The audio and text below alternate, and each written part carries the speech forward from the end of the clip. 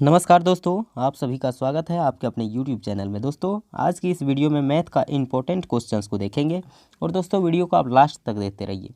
ठीक है, वीडियो को अभी लाइक मत कीजिए और चैनल को सब्सक्राइब अभी मत कीजिए। पहले वीडियो को देखिए, आपको अच्छा लगेगा, समझ में आएगा, तब वीडियो को लाइक करिएगा और चैनल को सब्सक्राइब करिएगा। तो दोस्तों, बिना देरी किए हुए वीडियो को चलिए शुरू करते हैं।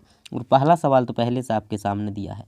कहता है ए के पास 72,000 रुपया है और बी के पास 54,000 रुपया है। ए में प्रति वर्ष 1,000 की कमी एवं बी में 800 की कमी होती है, तो कितने वर्ष बाद दोनों का समान धनराशि होगी।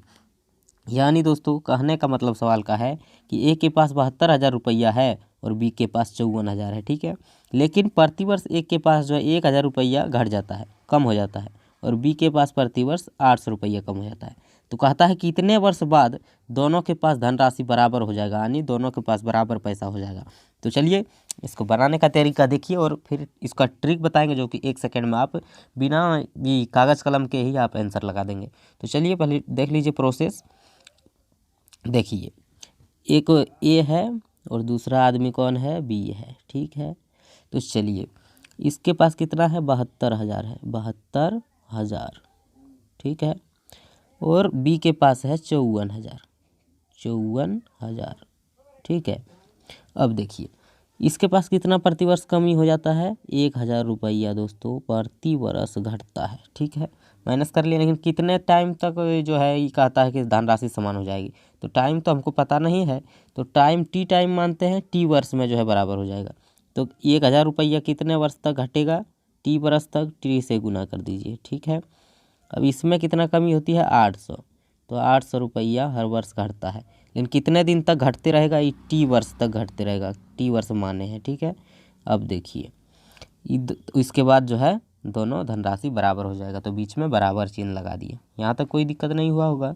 अब देखिए ये जो है 72,000 इधर प्लस में, ये 54,000 जब इधर आएगा दोस्तों माइनस में हो जाएगा। 72,000 में 54,000 गया तो हो गया 18,000। ठीक है, यहाँ तक कोई दिक्कत नहीं हुआ होगा। और देखिए बराबर के इस बार में ये 1,000 गुना टी 1,000 टी और ये 800 गुना टी ये 800 टी। ठीक है, तो 1,000 टी में 800 टी घटेगा, कितना हो जाएगा, 200 टी, 200 टी। अब देखिए ये 200 गुना में है टी के, इस पर लाएंगे तो भाग में हो जाएगा, यानी 18,000 ऊपर में रहेगा और नीचे 200 और बराबर में इधर टी। तो देखिए ये 2 जीरो से 2 जीरो कट जाएगा, ये 2 से 180 कटेगा 90 बार में, 90 यानी 90 वर्ष में दोस्तों ये दोनों का धनराशि बराबर हो जाएगा। उम्मीद करते हैं इस बात को आप समझ गए होंगे।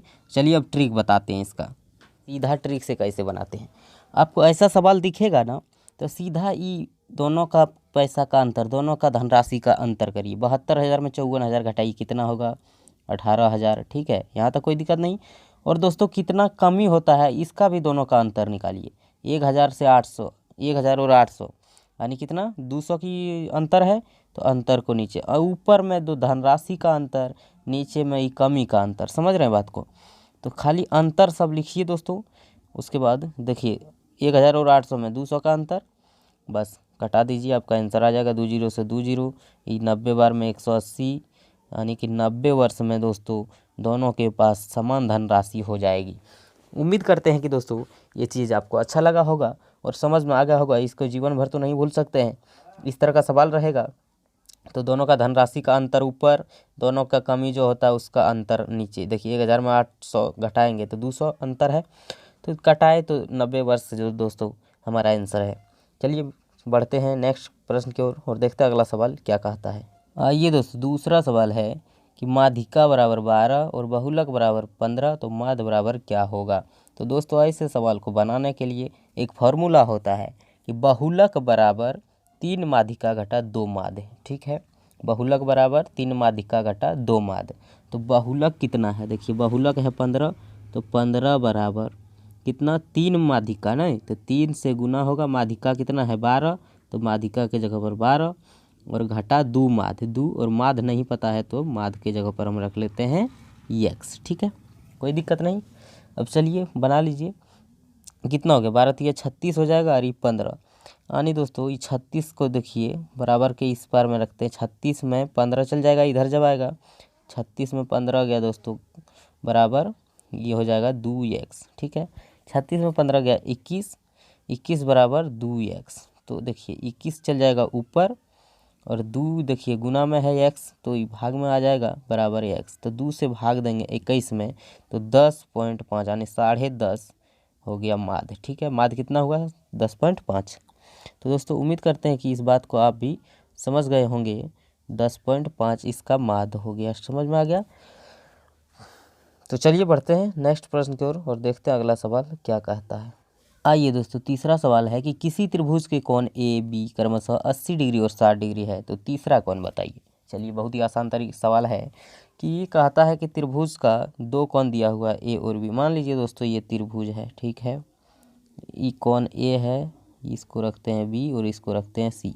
तो ए कितना है, ए है 80 और बी है 60। ए है 80 और बी है 60। ठीक है, तो ई कितना होगा, कहता है कि तीसरा कोण बताइए।